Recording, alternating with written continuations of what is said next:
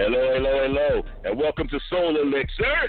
Thank you for joining us today. I'm Mike Bass, and I'm joined by the beautiful and talented Mo, and the beautiful and talented Tamika Scott. A little bit later in the show. What's up, y'all? Yo, today we got some special things happening, you know what I mean? Okay, today not only do we have a guest, but we also have one of our special guest co-hosts coming on that's already a part of the Soul Elixir family, and I don't want to spoil that yet, you know what I'm saying? But when he get on the line, we'll let him know, we'll let you know. So you got to stay tuned, okay? What's up, y'all? What's going on with y'all today? What's up? How y'all feel? I'm feeling good, Mike. You know, I'm feeling real good. Prior to our earlier conversation that you and I had, you know, I'm feeling real good. That's what's up. I had my little elixir. I had my elixir before the show. So, okay. Somebody feeling nice. Somebody feeling real nice. I'm feeling really nice right now. Yes. Mo, how you feeling, Momo? Yes. I am actually I'm feeling good. You know, I'm a little I don't know what to call it. I'm suffering from lack of sleep from being up watching a marathon. I will not discuss that marathon that I've been watching. Oh my God. But I've been sleep deprivation. watching it since yes, I've been watching it since Sunday at 7 a.m. and I have not stopped. So I guess I'll be okay. It'll be all right for me. So I'll be good. That's that good life. Wait a minute. That's that good life. You can just sit and watch TV all day. A marathon all day, all night. That's that great life right there. No responsibilities. No clocking in. Girl, that's what I'm talking about. She said, no. Yo, she said since Sunday, probably Sunday morning at that, for 2 whole days, yo. 2.5 if you count the day. Wow. Man, that's I'm going to be like you when I grow up. I'm going to be just like you when I grow up.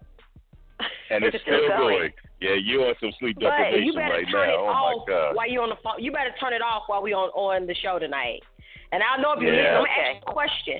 I know you're not paying attention because you always answer me the same way.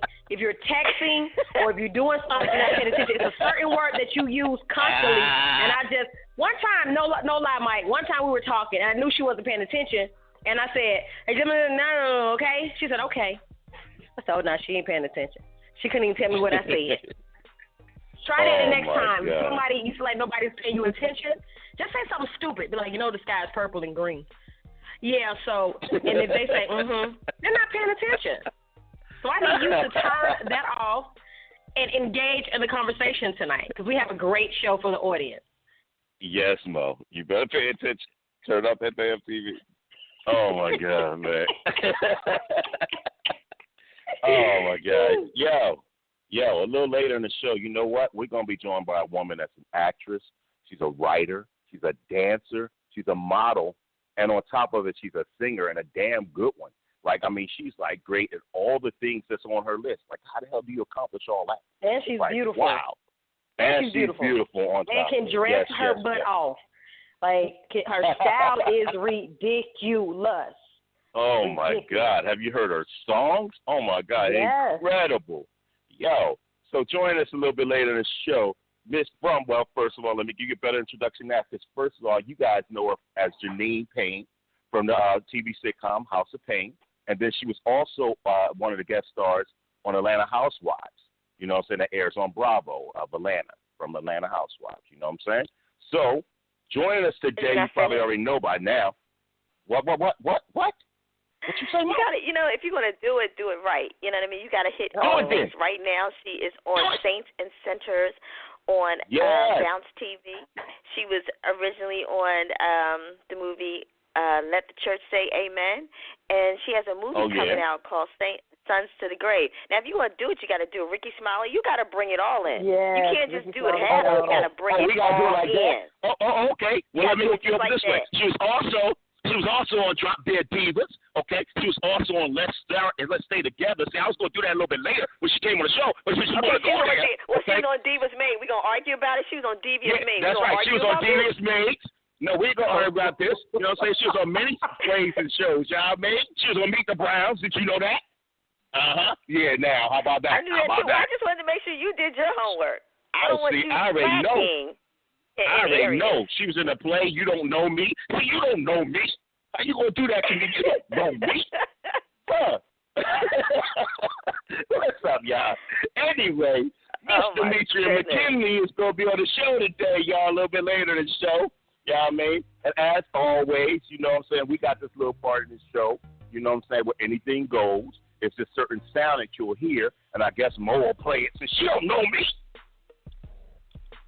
What's the sound, Mo? You know what? Yo, as always, when you hear that sound, anything goes. That's the time for the hot couch, y'all. You know what I'm saying? That's the moment where, you know, we get a little touchy, we get a little, you know, deep and personal, but it's all in love.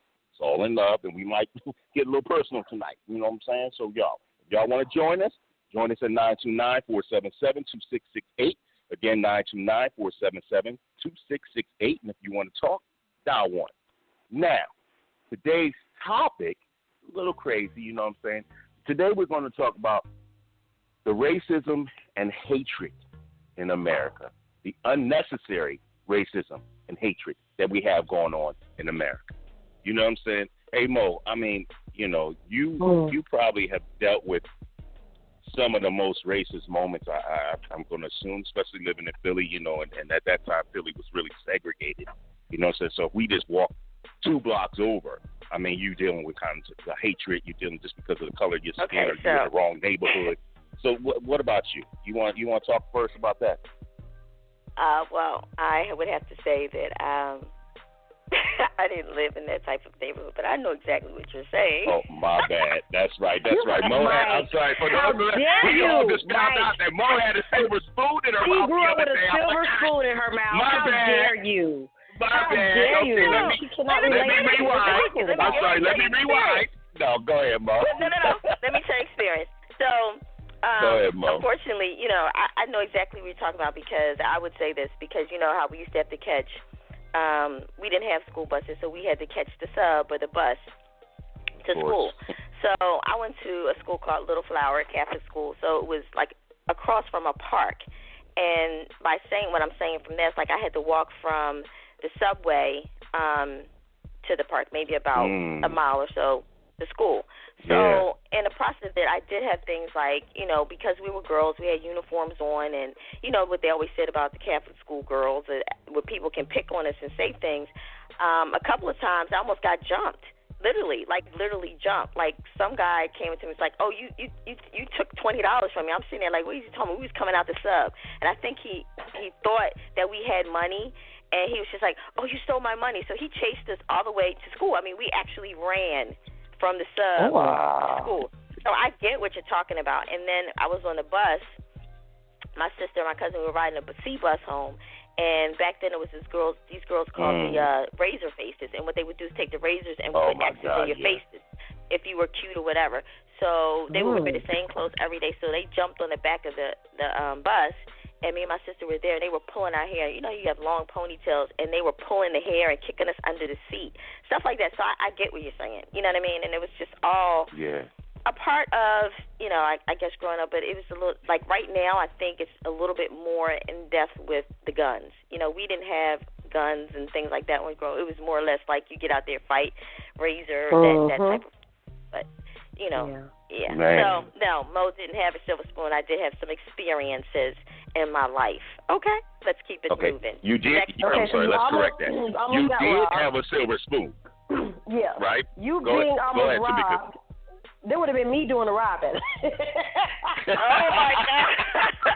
See, you had a silver spoon because you almost got robbed at an early age. Nobody wanted to rob me. They probably would have grabbed my bag and put some money in it. I grew up in the streets of College Park, baby. I can't with you guys. Oh my God, man! Your College Park.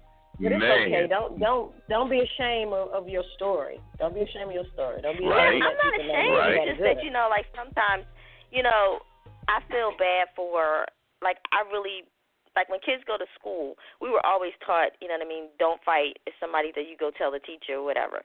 So for me, I was never a fighter in school. And I think, you know what, I'm not saying anything else. I'm done. I'm sorry, Mo. I'm sorry. You just celebrate yourself, man. You know what? The thing about it is, okay. know what? No. You know what? I was a nerd. That's why you got your hair pulled. I was a nerd. So we can keep it real. I was a nerd. No, there's nothing wrong with being a nerd, sweetheart. There was nothing wrong with being a nerd. Everybody, you know what they call nerds? You know what they call nerds? Bosses. What do they call There's nothing wrong with being a nerd. What do they call nerds, Mika? Bosses. She said nerds bosses. are now bosses. Okay. Nerds are the bosses, huh? That's what I'm talking about. You wasn't a nerd. Oh, my God. You just know how to fight. Me. I told y'all early in the game, don't come for me tonight, but y'all trying it. Y'all we trying love it. you. We love you, Mo. We love you, Mo. No, we're just helping you out, baby. We're helping you out, Mo. These are your words. We're just agreeing with you. Okay. You know we love you. We know we love you. Yes, we are disagreeing with you. No. Okay. All right. Don't let me catch you in the street. Don't let me catch you in the street. Oh, my God. What you gonna do? Tell my mama? I know. I'll find a teacher or tell none. My mama. Oh, God. I'm gonna tell your mama. My God. Anyway. Okay. Hey, Tamika, man. I mean, growing up down south. Oh my God. Yeah. It was a lot. I mean, you know, being down south, man. Oh my God. I know you dealt with some racism. Yes, we did. You know, I went to a predominantly white school.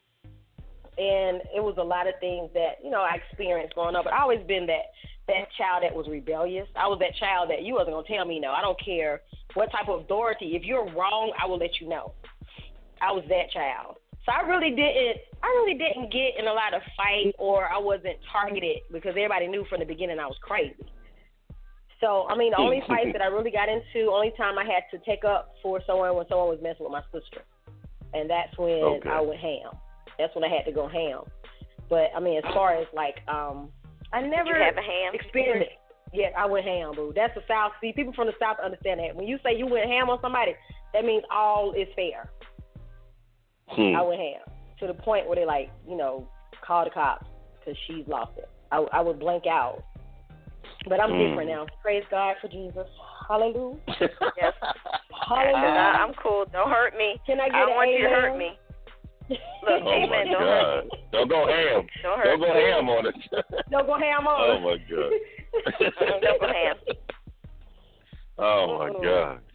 So go ahead. What was racism? The senseless crimes that we are experiencing in America right now, like the shooting in Florida, like, you know, a lot of stuff that's happening, I feel like I get angry because, first of all, who are we to judge? You know, people have their own preferences, they want to, you know, say their own religion, their own sexuality. Who am I to tell someone they're wrong for who they are or what they want to believe in? And who are you to judge and to think that you're God to the point where you go in a club and kill? You're no better than anybody that you are judging. Now, that type of hate crime, I just feel like I hope wherever he is in jail, I hope they rape him every night. I hope they strangle him. I believe in capital punishment. I really do. I feel like we're housing certain inmates that we know for sure that did the crime. And we're paying taxpayers, we're paying $1 million. Every inmate is $1 million a year to house in the state of Georgia or any state. You know, the number goes higher and higher. The inmates get free health care. They get free education. They get cable. Some of them have rec rooms. They eat 3 times a day, sometimes 4. They have a good life. But people like the ones the guy that went down there and shot up those innocent kids. These are kids. These are children. They were children in that club. He should be dealt with. I feel like their family should stand up with a gun and shoot him and let him have a slow death, whatever it is. I believe in it. Because I don't think that it was fair that he would take these kids' lives like that because of his stupidity and his ignorance and his judgmental ways. So I'm angry at that. I'm very angry at that. And it's not fair at all. God. Yeah. You see? Now, that's exactly why I asked about our childhood experiences, because as you see, the things that we suffered as children still with the racism and with all this discrimination, all that stuff, nothing has changed. Yes, we've made strides, but nothing has changed. I think it's gotten worse. It has gotten worse. It really has. I mean, with the technology today and the way that we see things now, you know where everybody's going to be, so you know where to target them at. It's like it's the most ridiculous thing I've ever heard. It is. It's like, I mean, I remember we were in Arizona as a group, boys to men. We're in Arizona going to a restaurant, a very popular restaurant. Okay, and as soon as we walk in there, they're like, okay, and now we're in there with the group, security, our road management. It was like a team of at least 30 of us, okay, and all black, okay. And the first thing that the hostess says, or the host says, is, okay, you boys are gonna have to wait a long time. Oh. We said, what the fuck did he just say? You boys going, and then when he said it, officers happened to be at the table behind him, and all of them stood up. All of them white. Wow. We was like, yo, let's get the hell out of here. Let's get the hell out of here. Right. And then we in Atlanta, okay? Now, dig this. We're in Atlanta. We're driving to Decatur. We're going to Decatur. Mm. We look over to the side of us, and it's a daggone pickup truck with three dudes, or I don't know what they were. They were three people sitting side by side with the daggone KKK hoods on, okay, loading shotguns and looking over us at it like, we like, what the hell is going on here? Wow. I'm like, wow. Okay, and this is 2002. Oh. Okay. Wow. You see what's going on? It's like these changes haven't changed. They haven't stopped doing what they're doing with this hatred and all that stuff, man. And it has to stop. It has to stop. It does. It really does. Yep. So let's senseless. Let's put a pin in it. Let's put a pin in it real quick. And, go ahead. What's up, Mom? Let's put a pin in it. Okay. And then, because you'll be all night talking. I'm sorry. All right, go ahead. Wow. Mo is good like that. Wow. Okay. So, at this time, we have one of our special guests on the daggone line. The very, very beautiful, the very, very talented Miss. She's an actress, a model, a singer. She's a dancer. She's a writer. Man, what don't you do, woman? And she's beautiful. Man, Miss Demetria McKinney is on the line. Hello. What do, y'all? Hey. What's up? How you doing? What's going on? Yo, I'm great. I've been sitting here listening to y'all argue about my resume. Was funny as all hell, and then go into that conversation. Thank you for being so fun but so socially aware. Thank you so much. You're so welcome. God, you're so welcome. We're honored to have you on the show tonight. And we want to, bring you on so you can kind of share with us the great things that you're doing, filter in on this, topic that we're talking about, and give your points of views of, because you have fans that probably want to hear what your point of view is, in regards to that. So, that's what we need you to do. We want you to be real in this moment. Well, hell, real is y'all already ran off the resume like champs. So everybody, just tune in to Saints and Sinners. We got renewed for another season. Start shooting that in September. I'm on tour with R. Kelly. So be on the lookout for him. Okay. Yes, Mr. 12 Play himself has been very, very, very nice to me. So that's been a lot of fun, but I'm just super honored to be living the dream and able to do what I do. Now on the other side, a lot of people may not know I'm a single mom, like I'm about to be married or whatever, but forever I have been a single mother. Congratulations. And thank you. Hey, shouts to Roger Bob. Yeah.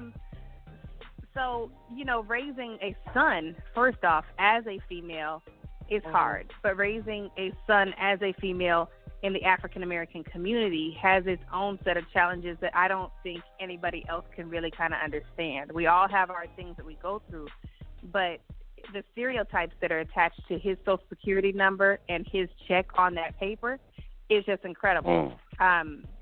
When my first bout with racism actually came from an African-American woman.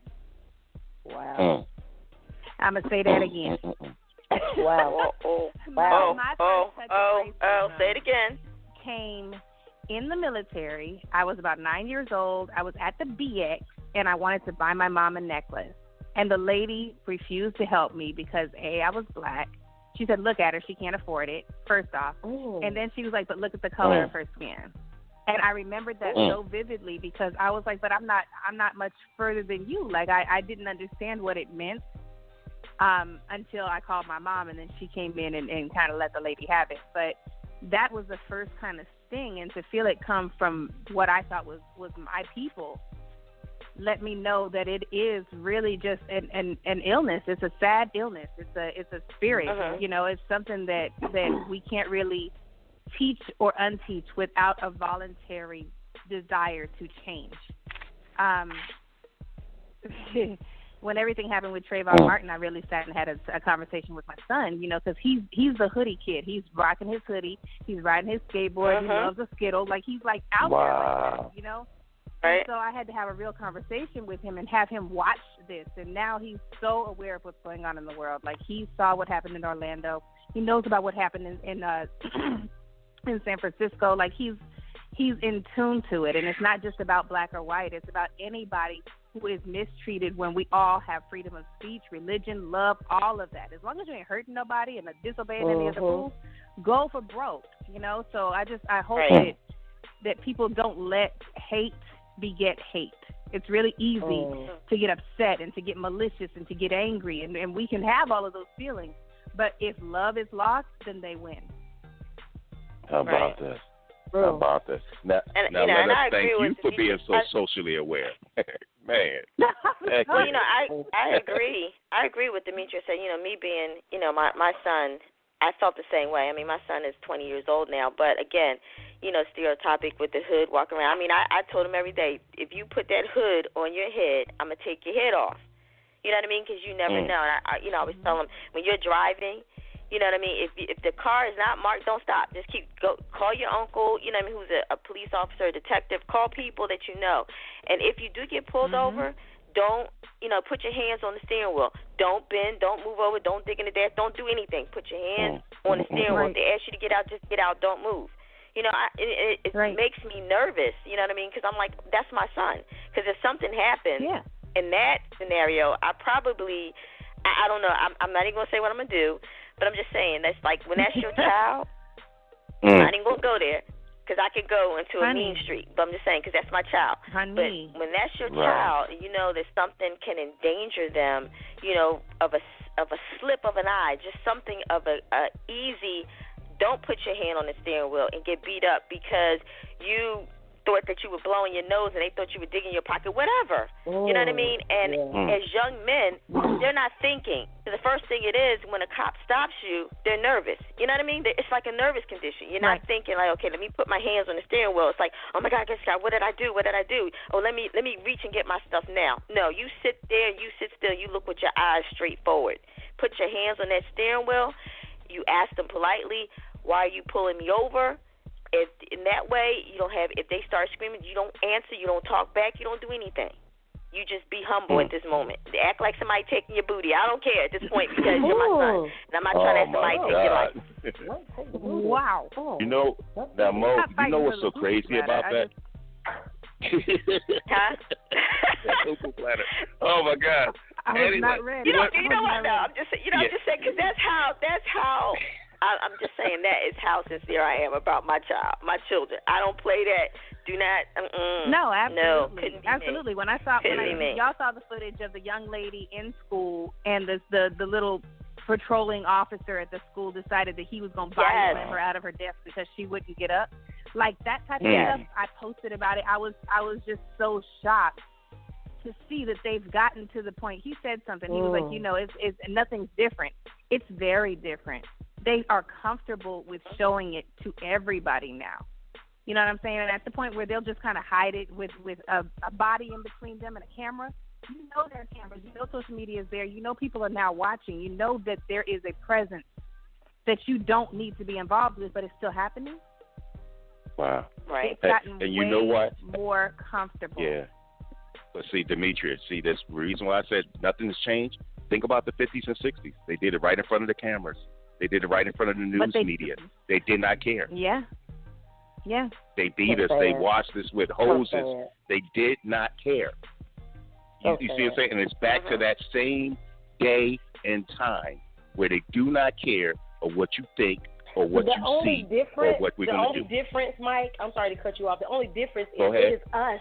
It's us doing the crime to our people. We're helping as well. Definitely. It is us doing. We've taken the baton, and now we're running, and we've taken over, and we're destroying ourselves. We can't say it was a white man. No, it is our own people. Oh no.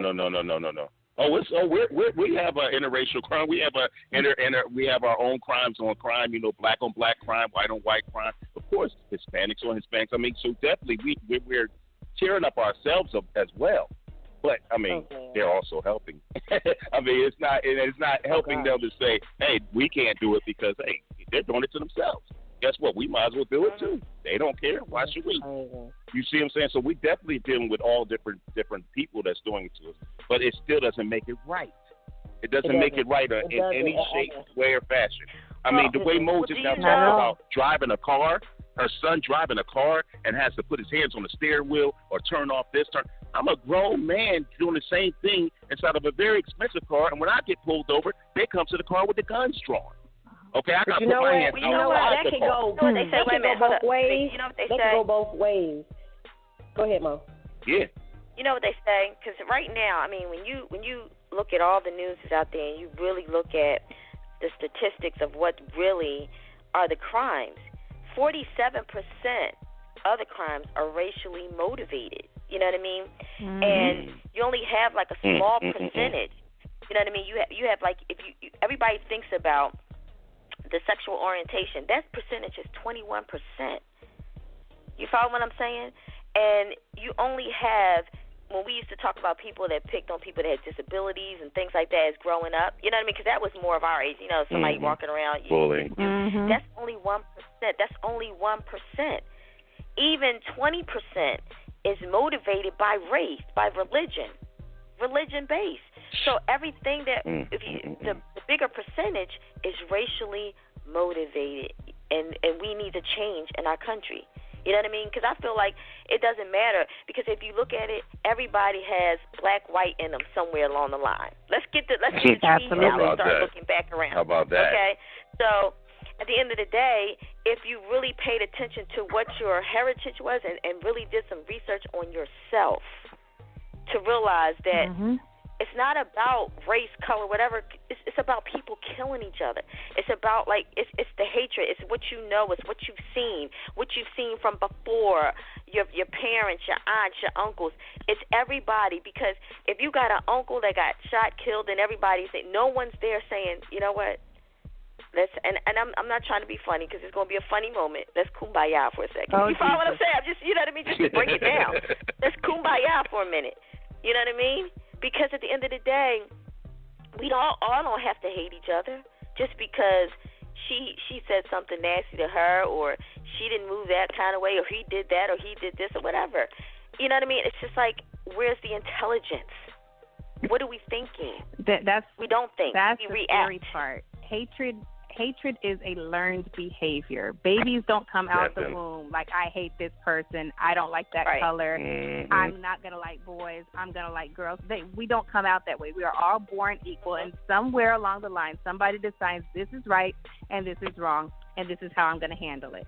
And we all have our preferences, we all have our things that make us different, but those differences aren't celebrated. And as you were saying, in our black communities, we have to do a better job of highlighting the things that we do amazingly. We're not just basketball players. We're not just reality stars. We're not just that.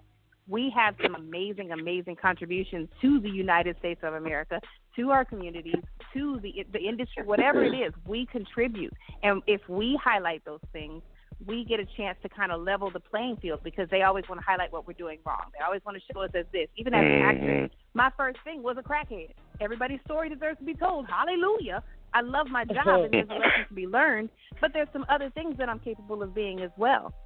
And I've had to make a point to go and audition for roles that were not looking for an African-American woman, to give them a different perspective.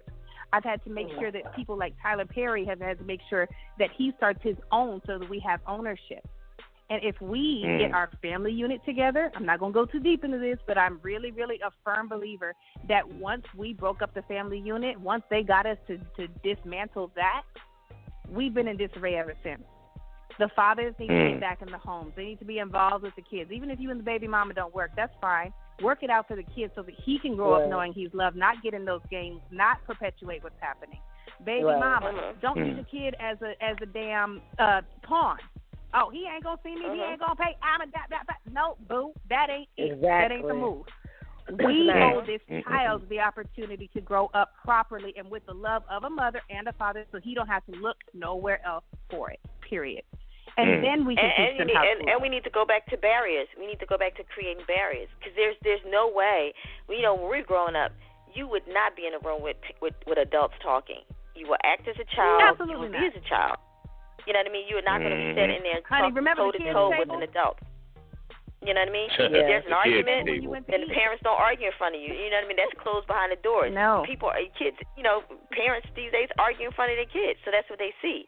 You know what I mean? Wow. If you're eating at the dinner table, put the cell phones away. You're supposed to be sitting here eating your dinner, and you know what I mean? There's no quality time at dinner. Everybody does whatever. Sit down at dinner at a certain time. Structure your life. You know what I mean? And if a child feels loved and know that they're loved, guess what? They're going to know how to go search for it. Situations. Right. Right. Yep. Absolutely. How about that? Wow. That's how That's it was. a lot of information. You need to sit at the dinner table.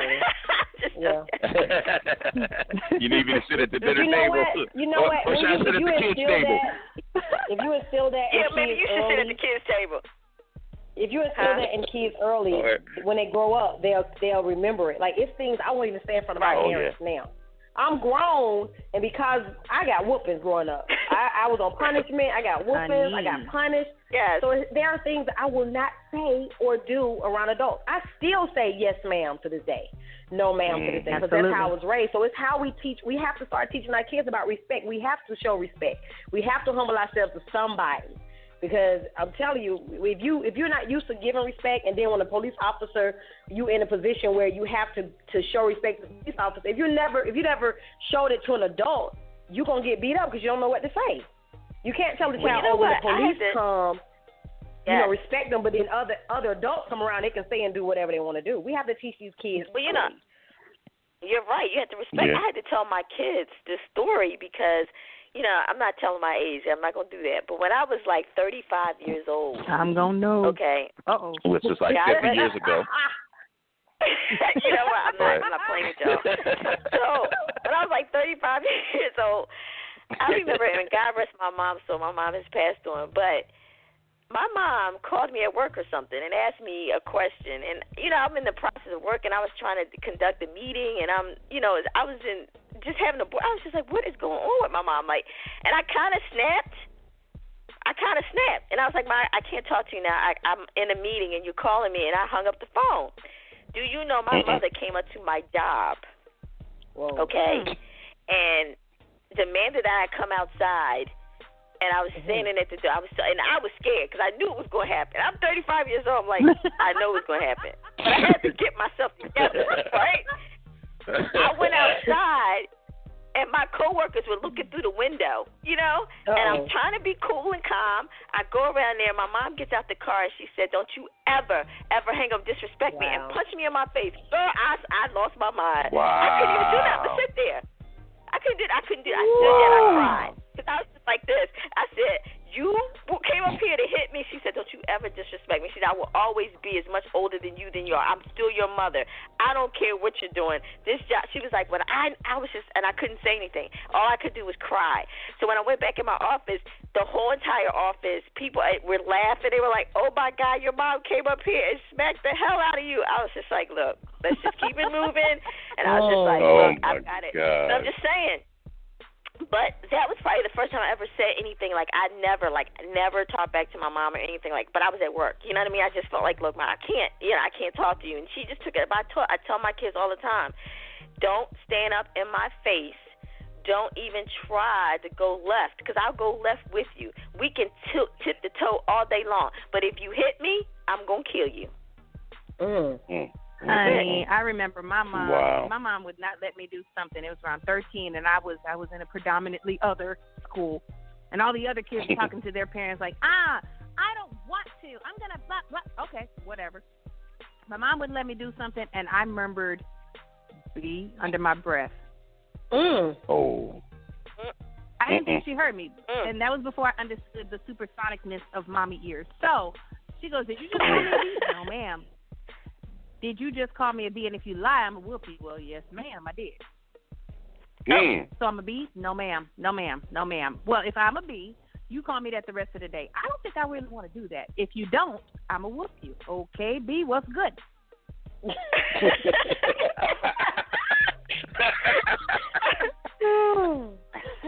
My God. Friend invited me to the mall, and I'm on the phone with her, and I done got comfortable. I'm like, "Hey, B, can I go to the mall?" She's like, "Yeah, you want some money?" "Yeah, B. You talking to your mommy?" "Yeah, she a B, so I'm going to call her a B. You know, I'm living it up. I'm getting good. I feel like Easy E up in here." So, go to the mall, buy a flight outfit. She done bought me concert tickets to Bobby Brown. Everything was gravy. Walked in the house, and I'm chilling, still calling her B. My dad walks in, later in from work. He says, "Where's your mom?" I say, "The B is upstairs." I don't remember nothing else. Hey. Daddy wasn't in on the joke. Daddy wasn't in on the joke. God. She was like, "You will never get so comfortable." And that was what I loved about my family unit at that time. My dad did not play disrespect. He did not play any of that type of stuff. And my mom was she was gonna teach you a lesson in the middle of it. First off, you were always gonna tell the truth. Second off, you were going to get what you came for, whether that was good or bad. And you know, I'm the reason I act and conduct myself the way that I do, because you know it's real easy for me to get what's the word, ratchet, ghetto, hood, whatever. We all got that in us. But we all have to understand we are an example. Every African American man is an example. Every African American woman is an example. Every gay or lesbian couple is an example. You already have a stigma. You have to work extra hard, and you have to recognize that. It's unfair and it's not right. But it's okay, because we can do that. We're fully capable of showing them exactly what we are that they haven't seen yet. And then that learned behavior, hatred, or fear, or whatever they want to call that nonsense, can start to be overturned because we're teaching them something else. Okay, I see. Okay, Demetria, with your foundation like that, I mean, I'm about to take you over to the left a little bit over. With your foundation being the way that it is, and you grew up the way that you are, I can really understand how you write a song like "Trade It All." Okay, I mean, I was listening to those lyrics, and I went into like the chorus, and oh my God. Okay, for instance, when you said, "If I trade it all for love, what you've given this far is not enough." Okay? And then it says, "If I trade it all for us, going to give it to someone that I can trust." You know how important that is in this lifetime? Just not to care about just being loved, but to actually love the right person and love yourself enough to say, "Listen, if you're not giving it back to me, I ain't giving it to you. I'm not giving you my heart. I'm not giving you my love." That is incredible. Right. That song is incredible. How did you come about writing that song? It came from a real place. That was that. What'd you say? I'm sorry, she's saying something about listening to it. Go ahead, Demetria. It came from a real place? It came from a real place. You know, during Real Housewives and everything, you know, people got a chance to see a little bit of my life with Roger. But I had been with Roger 8 years by the time Housewives came. And we're the best of friends. I love him beyond anything. And the time flew so fast. But, you know, at some point, I ain't in my 20s no more, okay? What if they just call me not a tulip? Something's got to give. So, you know, at that point, I was like, you know, I love you, but I also have to remember that I love me too. And I think we lose ourselves in relationships if we're not careful. And the responsibility of the person you're in the relationship with is to remind you of yourself, remind you that you're beautiful, remind you that you're deserving. That's what reciprocity is. If I give you me, give me back. So, Trade It All came from that space. My God, that is an incredible, incredible song. Very beautiful song. Your voice is incredible. I love the delivery. I love the lyrics. I love everything about that song. I mean, just incredible. I mean, and then you got songs like Unnecessary Trouble, which is like incredible on its own, because not involving all these different people in your relationships, and which is one of the biggest mistakes people make today, of course.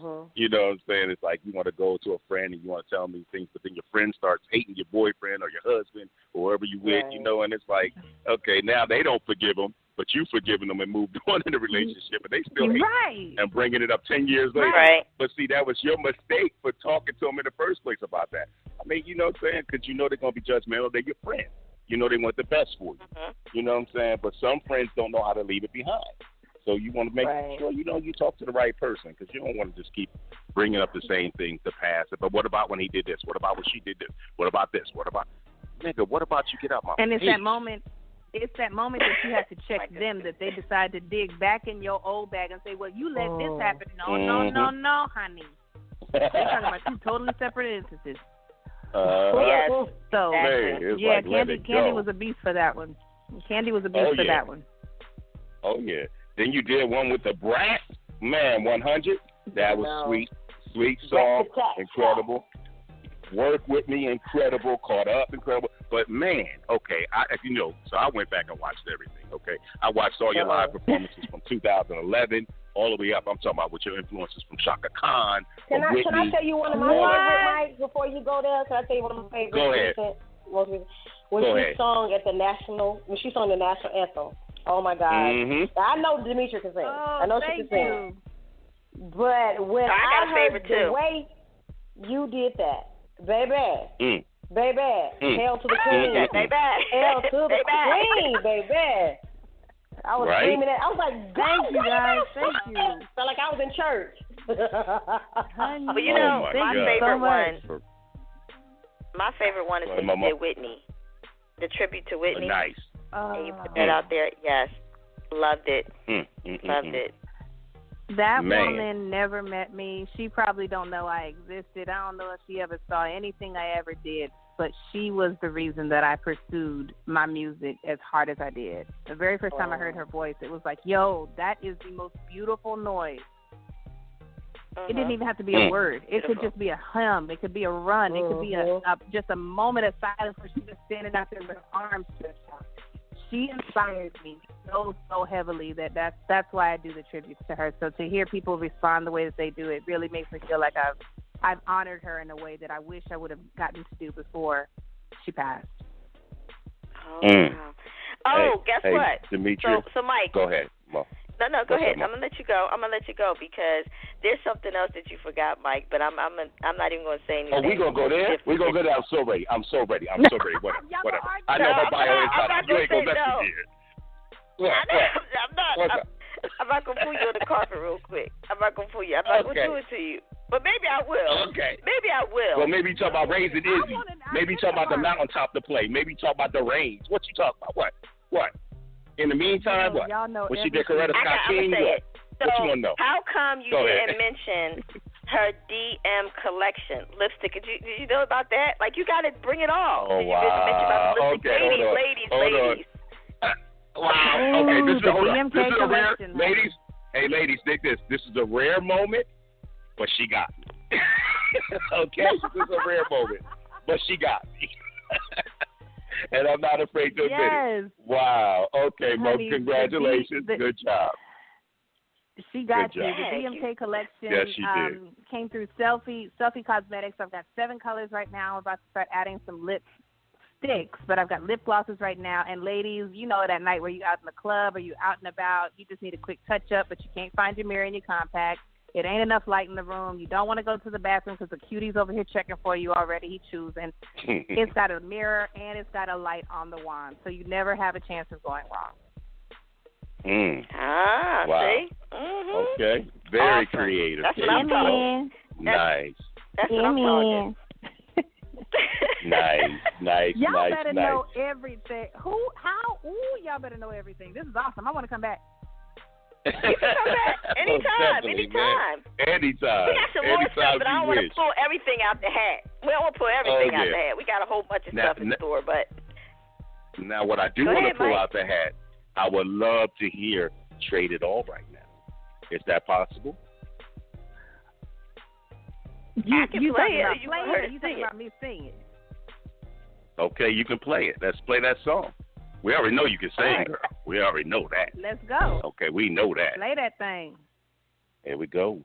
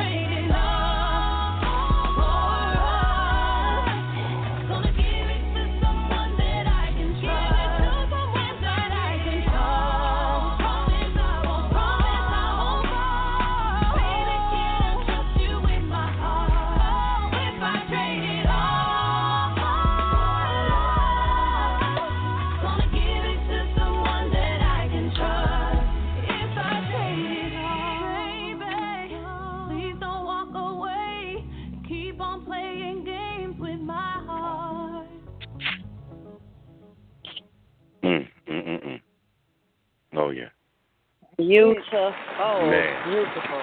Oh, that is a hot song. Thank you. Your voice is beautiful. Beautiful. Yes, you took it Man. there, girl. You took it there, baby. Yes. Thank you so much. Awesome. Beautiful. Man. Loved it. Yes. You have those sweet spots in your voice that, man, just carries that song straight through.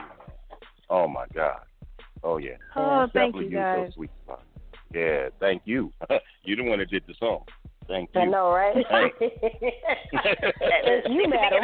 That's what we call, Tamika, I remember we talked about this a couple weeks ago. That's real singing, because even when she was on House of Pain, she was real singing. So that's real singing, and that's, no auto-tune, none of that. Just right from the diaphragm. Oh, thank you. Yes, Man. yes. And if you go on YouTube, she'll prove it, because at her listening party, she just sang a part of it just right off naturally, just right then and there, like, what? This is me. Pay attention. This is just me and a microphone. Here we go. And and you it need was to take some incredible. hints. Oh. Why don't you take some lessons, Mike? I'm sorry. Okay, Shots Miss fired. Demetria, Shots can you give me fired. some lessons, please? Can you give me some lessons, please? You know what I'm saying? Because Mo is real first selfish. you I don't know. out. Go ahead. Huh? You said first have to figure out what? Mo is What do you mean selfish she's because, selfish? because Mo, here's what Mo does. I mean, Tamika, me and Tamika, we'll be on stage, you know what I'm saying, and she'll, like, give us one mic to share, you know what I'm saying, while she off in the lead, doing her Diana thing, you know what I'm saying. She don't really care about us. She won't give me lessons. She talk about me, but she won't give me no lessons. You know what I'm saying? So she's going to pass me off on everybody else, but she can't talk about me. That's not cool. Oh, you know what I'm saying? Really? So, Okay. since she's not going to give me any lessons, no. you know what I'm saying? Can you give me some lessons, Miss Demetria? You know what I'm saying? Can you tell me what I'm doing wrong or right? Help me out here. Well, I can't do that until I hear you sing. I'm sorry, that's not going to happen. You never heard him I'm sing horrible. before? I mean, like, you got to like start from the beginning and build me from foundation up. It's like, what can we do from the foundation up? Mm. Why don't you sing one of your songs, Mike? Foundation. Stop that, Mike. No, sing one of your songs, Mike. End of the road. Come on, Mike, sing End of the Road. Come on, Mike. I'm really going to stab you, Mo. I'm really going to stab you. Come on, Mike you. Bass. You're always putting other people on. You're always putting other people on the spot and on the, why don't you? Come on, chirp. Come on, Mike Bass. Did you say chirp? Is that or was that? You're a mess. Oh my God! Are you going to join in? Okay. Oh wow. Mika. Wow, you hear this, Mika? You got it going in on me like that? Wow. Wow. Come on. Y'all birds are singing in the air. Chirp. Anywho. Come on. Okay. Come on. Did you say come on? End of the road. Come on. Wait a minute. Did you call End me of the road Cletus? sings itself. Whatever. Oh, man. Oh, my God. Anyway, did y'all hear her version of Drunken Love? Live? Yes. Oh, my God. She's directing the band. She's singing. She's jumping up and down. Man. Incredible. Y'all Just gonna keep it moving. ain't playing. What's my social? Incredible. Look like you was having a good damn time too. Yeah. Man. Well, Oh man. Before we move any further, Tamika,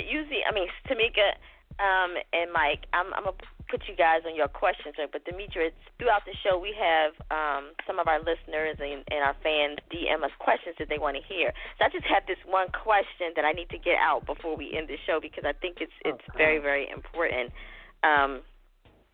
Because it's from Mike, and it goes back what I just said for you to sing. But one of your fans, named Celeste from LA, said, "Hey, Mike Bass, I wanted to wish you a happy Father's Day. I missed the show last week, but I miss you in Boys to Men. But can you say something sexy in your deep voice like you used to do on the soundtracks?" And she said, she will have all her girls listening tonight in the office. So can you please take care of that for her? Whoa. So, she asked you a request. Wait. Linda, listen, wait, hold on. Now, I know I'm just a guest, but y'all got to give me a seatbelt or something before y'all start driving all crazy and everything.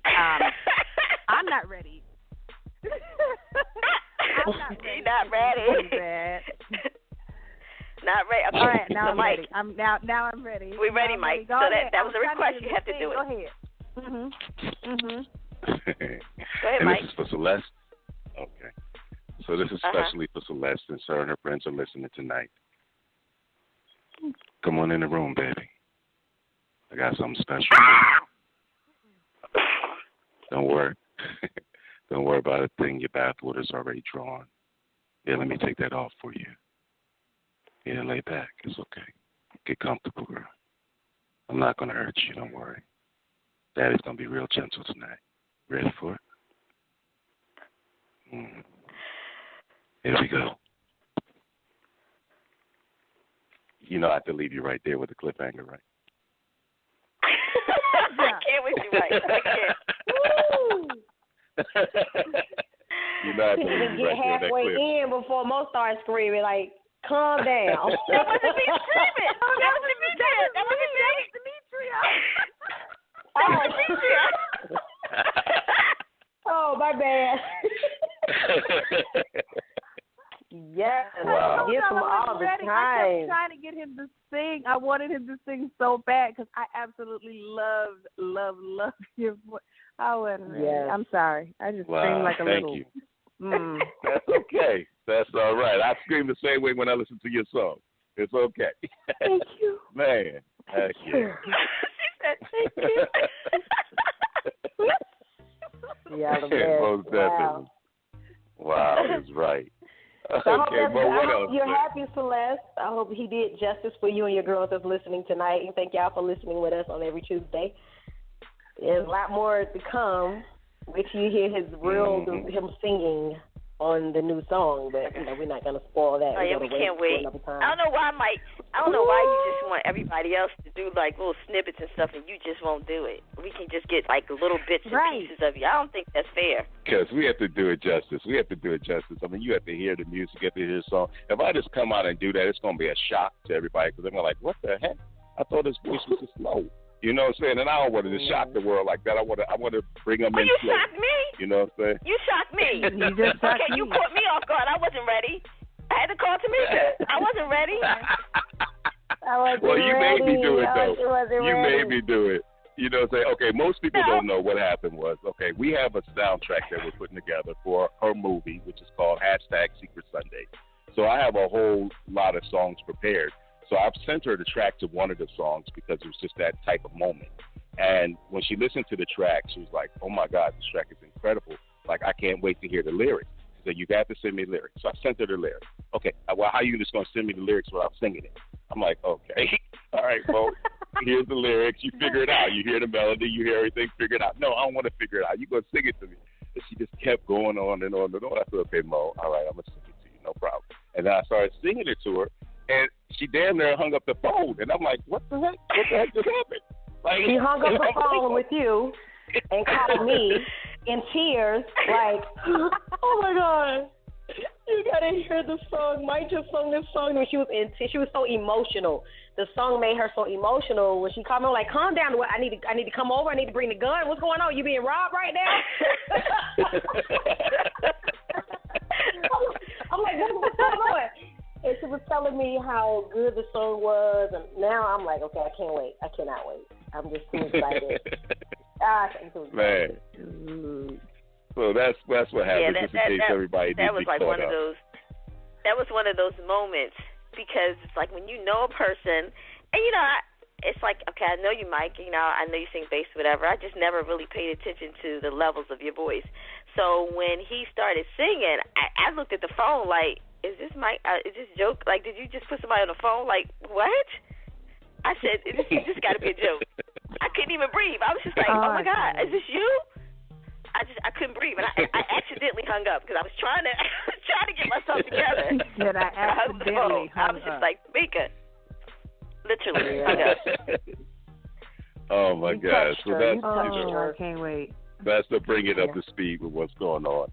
You know what I'm saying? Like she has this incredible movie, and if you read the script and you see actually read the book and everything, you'll have all these moments in there that just give you such. I mean, you'll write more songs like Trade It All. I mean, it's just like that's how touching the movie is. That's how deep it is. The friendship, the camaraderie between everybody, and just the teaching and the levels of love that she has in there. It's just such an incredible story that it brings out all these different emotions. You know what I'm saying? So it's I mean, you know, that's just one of those moments. So that's what happens, just to bring you up to speed with everything. Yep. Oh, I can't wait. So anyway. I cannot wait. Yeah, it's going to be fun. It's going to be fun. And we got Mo, you know, we have Mo that's going to actually sing one of the tracks on there. Of course, Tamika Scott is going to be out there singing. Oh, my God. You want to hear another voice that's incredible as well, Demetria? Oh, my God, Tamika Scott. Her voice is sick.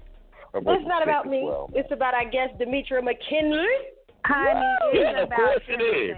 I am getting my entire life off of this. I love hearing good music. I love seeing us do us as well as we do us. Yes. Keep going. Yeah. Yes. And we have to bring us back. See, that's the key. We have to bring us back. I mean, we have our influences in everything, in every type of music out there around the world. Not just America, around the world.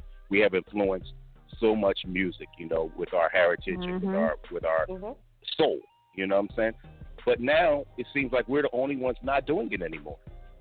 It's like we have to put a trap beat over top of our soul in order to get it sold.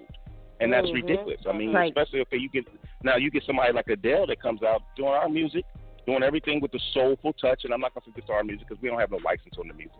You know what I'm saying? Doing that soul, having that soulful touch in there and selling millions. So it's showing you where we are today. You see what I'm saying? Hashtag winning. Exactly. You know, and it's showing you what's missing. She's showing you what's missing. It's a shame that someone had to come and show us what we're missing and what we're not doing anymore. Right. And we're still not doing it. You know what I'm saying? Not on the levels that you need to. Your song needs to be out there, man, selling millions and millions and millions. It doesn't need to be shunned and just like secluded to a couple of million. You need to be selling hundreds of millions out there. You need to have hundreds of millions of listeners out there hearing these songs. You know what I'm saying? And I think with R. Kelly Tour, it's going to give you a higher platform, of course. But don't let it stop there. Don't let it stop there. Oh, my God. These songs need to get out there. And we need to get back to what we're doing. And you're bringing back real music. You're bringing back real soulful, emotional music. Exactly. Yes. Everything. I'm not saying, and if you notice, I'm not saying nothing. When they see you, because they're so used to you acting. They're so used to seeing you on TV and the movies.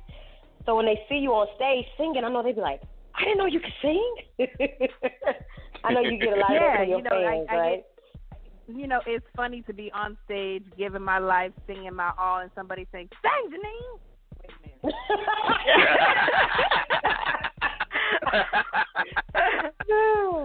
Wow, you man. Know, but I in my set, I make sure that I pay homage to the people who kind of influenced me. Of course, Whitney Houston included. But you know, I gotta say, you know, Tamika, you already know. Your voice has been in my ear before I ever got to meet you. So it's mine. So it's like, you know, to be on here and to hear you guys saying that it's valid, and you know, it oh hallelujah, you made me want to just shout right now. Okay, that's the thing. So just thank you guys so much. Oh my God, yes. Oh, you're welcome. And it's refreshing to see someone as humble as yourself. Beautiful. You're beautiful on the inside and outside. I had an opportunity to work with Demetria a couple of years ago. And when I tell you she is beautiful on the inside, harmonious, like everything, she's just that person that make things work. I've never seen her upset. I've never seen her say something out of the way. You've always been a lady. And, you know, when you work with a person, that's when you really know a person. And it's refreshing to see you doing what you're doing as a strong, black, single mother. And I'm so happy for your success because you are so deserving of it. You are, to be the person that you are. And it's a blessing to say that I know you. I know Demetria. Yes, baby. Yes, baby. Yeah. It's a blessing. It is. Wow, man. Incredible. Yes, and I'm wishing you the most success ever. I mean, all your endeavors with your makeup, with your modeling, I don't believe, no. No, Mike, I don't believe you. I need you to say it in that tone.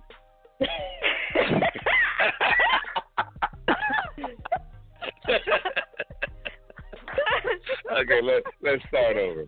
All right, and I'm wishing you the best success in all that you do. You know what I'm saying? With your makeup, with your music, with your modeling, with your acting, my God, with your dancing, everything that you do, I know it's going to be plateaued by God to the highest success. And no matter what you do, your love, the love of your life. Yes. Oh my gosh. Oh my God, congratulations. Person. Yes. And you found that person. Well, I'm going to say he found you. He found the right person and you found the right person. So I know love is going to be even better. After you say I do boo, it gets even better. Leaving fireworks all the time. Have you I set know, a date? every time I see you, all 32 are sticking out. All 32 teeth.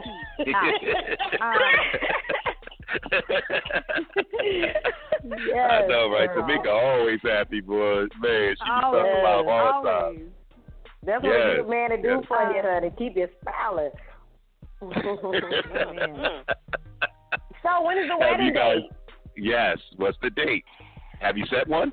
We are doing a spring wedding. I don't want to give the date away yet because then everybody's going to be like, where? Because we're doing a destination wedding and all that other stuff. But I promise you guys will have the information as soon as we get all the details completed. Oh. Nice. So Congratulations. cool. Oh, my God, congrats. Okay, I know. Are your babies going to be in the wedding? Are they going to be there walking down the aisle? Oh, absolutely. Daquan's going to be doing something. I don't know. He might have to be an usher to get big. But I'm talking about your other babies. I'm talking about your other babies, your four-legged babies. Oh, my goodness. And you know they're curled up, like, right next to me right now. They are? No. Simba's a butthole. Mojo is needy, and Brooklyn, she gonna just smell love in the air and get pregnant again. So I don't in the wedding. Oh my but, God! They'll definitely be there as soon as we get home. Oh, that's sweet. Yes. That's so cool, man. But congratulations, girl. So happy for you. Congratulations. Thank you. Next. What's next? We know you're on Saints and Sinners. You're getting ready for this big spring, beautiful wedding. What's next? What? Tell the world something they don't know about you. What's next for Demetria? Yes, what's next? Hopefully Demetria's next would include some Broadway. Broadway to me is kind of the best of both worlds. You know, getting to be on stage, getting to sing, getting to emote, and getting to do it in front of a live audience is something that I missed until I got a chance to come out on tour with Kel. You know, Tamika, the exhilaration of having to go out there and make sure that you are on each night. And, you know, when you have people like the Denzels who still go to Broadway to sharpen and to rehone and to readjust and to reacclimate, you know, it's a platform that's kind of undeniable. And I've never gotten to really, really experience it. So if I could get my hands on some Broadway, honey, Demetria would be so happy. It is definitely coming. It is definitely in your future. Oh yeah, most definitely. Well, yep. We do a part in the show also because we have to come back around to these questions. But I do want to say this to Demetria. Certain parts of the show, you know, we used to do the thing called the hot couch. So we're not going to do that today because that's what we put you in the hot couch and we roast you. So because, you know, I really was like, Demetria's homegirl, we ain't going to roast her tonight. We ain't going to do all that. I decided to change, okay? But believe you, baby, when you come back the next time, we're going to roast you, okay? So then you'll know, okay? So I'm just going to put that out there right now. I'm ready, yes. So what we do at this point is, you know, a lot of times we have a lot of guests that come on. We talk to them, and, you know, we share their stories, and we kind of have them, you know, talk to the fans and whatever they do throughout the show. And then we pick certain people that we like to bring into the Soul Elixir family. And that means that anything that you do, anything that you're out there promoting, Soul Elixir is going to back you 100%. So we're going to promote right along with you. This is a platform where you can come and talk to millions of fans and millions of people all across the country. We have listeners in the UK where you can, you know, use this platform if you like to. If there's something going on and you want to, shoot me an email or and DM me and say, Mo, I want to come back on the show because I have this going on. Feel free. You're able to do that. And at this point, we'll welcome you into the Soul Elixir family. You're officially a part of the Soul Elixir family. So just know that this platform is for you. It's like your own personal blog. So this platform is for you to come on and share everything that you're doing, that you want to share to your fans, your listeners, and so forth. Okay? Oh, wow. Thank you, y'all. Yes. Thank you. Welcome to the family. Definitely. Welcome. And Mike, we have somebody. Mike, wait a minute. Mike, you have another person that you want to intro to the show right now. You want to intro somebody to the show? Uh-oh. Hey, as you already know, this person is already part of the Soul Elixir family, y'all mean? And it's somebody that you actually know already, Miss Demetria McKinney. Joining us right now is one of our co-hosts for the Soul Elixir family, Mr. Christian Keys! What's up? Hey, what up, Didi? What up, Mama? What's going on? What's good, yes. What's good, family? Happy Father's Day late, brother. Happy Father's Day, man. Happy Father's Day. I appreciate it. Thank you much. When they said that you was going to be on here, Didi, I requested to be able to call in and chat with you for a second because you're a G, and, we go way back to plays a decade ago. So I just, I'm a huge fan of your work and supporter of everything you do. You know that. Yes, and vice versa, man. Vice versa. Thank you. Of course. You already know. I ain't telling you nothing you don't already know. So, you was not ready? Okay, so for everybody that's listening to this, Christian Keys, obviously you know him, but when you look at him, it's kind of blinding because, it's all this beige Adonisness. Beige Adonisness, yes.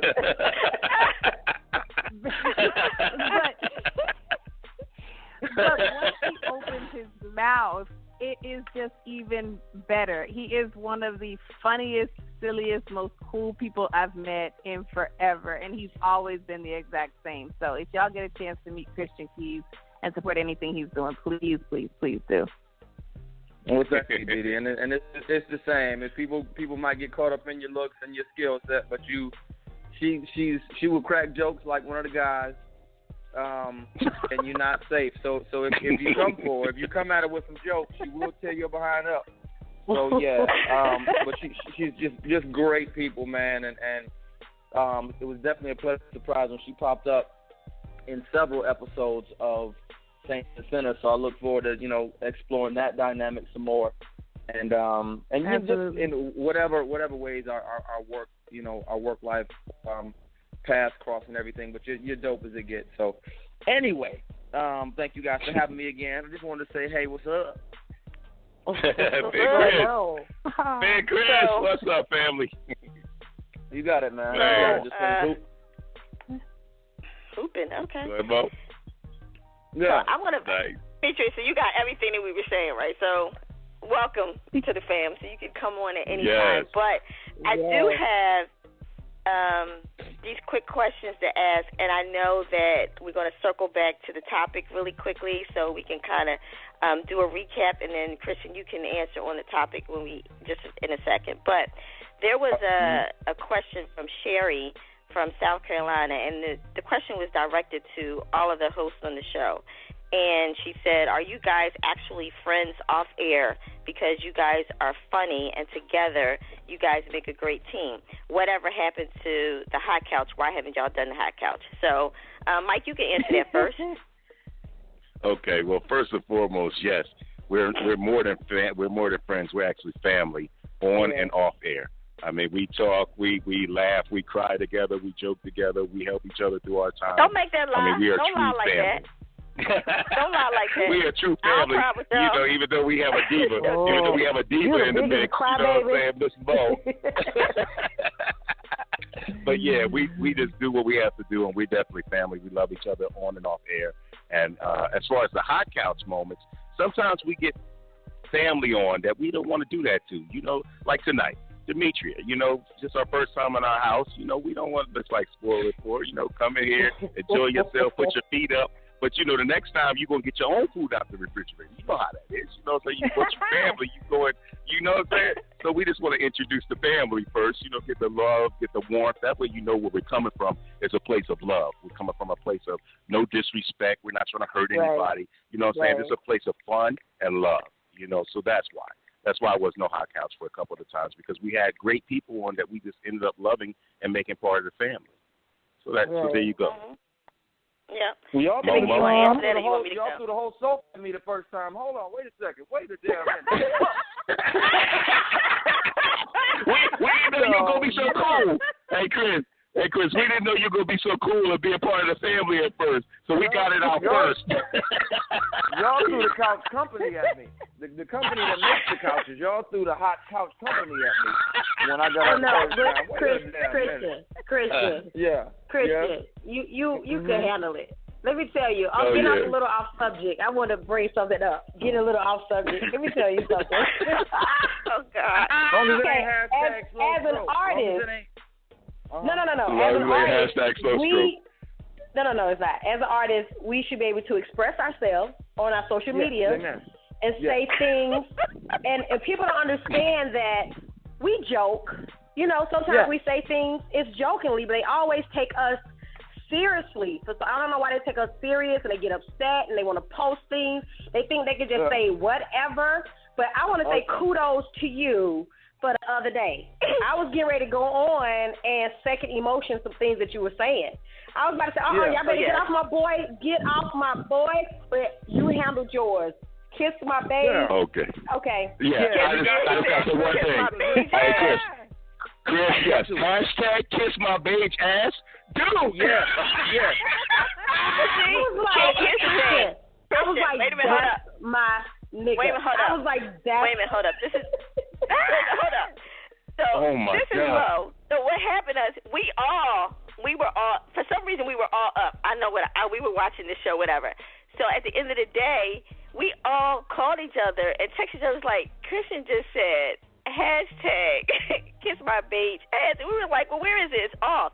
So we were laughing so hard because we were. Me and Tamika was actually getting ready to go on your stuff and be like, yo, you can't mess with the fam and blah, blah, blah. But we just sat back and we were like, okay. But I was really upset. I was getting ready to go in. But you did your thing. Oh, so my God. Going back to the reason why we did the hot couch, you can handle your own, baby. And you a man. Okay. We know women. We treat women with respect. And, Well, just be clear on the level of wittiness and strength and improvisation. Dee ain't no punk. So, Oh, yeah, I know. Demetria, I know that. Yeah. She can handle on, Oh, we know. Yeah. Don't be trying to get me on the hot couch because you got I'm not the hot love seat. The hot recliner. Just make up the hot couch. Well, you know what? No. Demetria. Demetria, I was really going to get you, though. I did have the perfect clip, and at the last minute, I said, no, I'm not going to do it tonight. I'm not going to do it. We're going to wait. What clip? I did have the perfect. I can't tell you that because I have to say it next time. I tell you now, I got to go and open up again. the hot recliner like you said. Yes. The hot shade lounge. Yeah. Just put it this way. Just put it this way. You were going off on somebody. Say that again. What? It was a clip of me going off on somebody? Yeah, girl. We sure you ain't no punk, but we know that. Does it involve the number 8?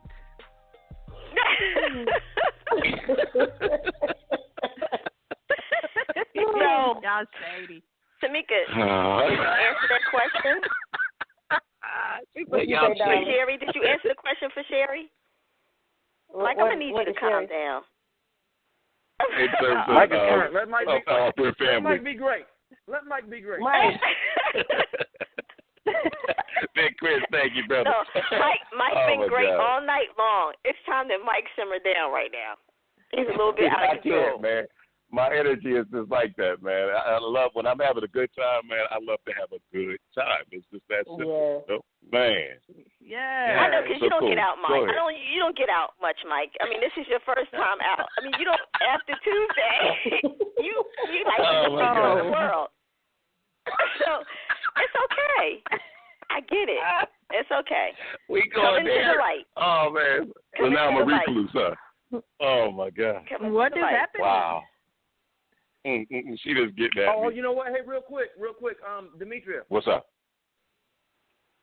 What? You He sound said like Demetria. You got too much bass in your voice. No,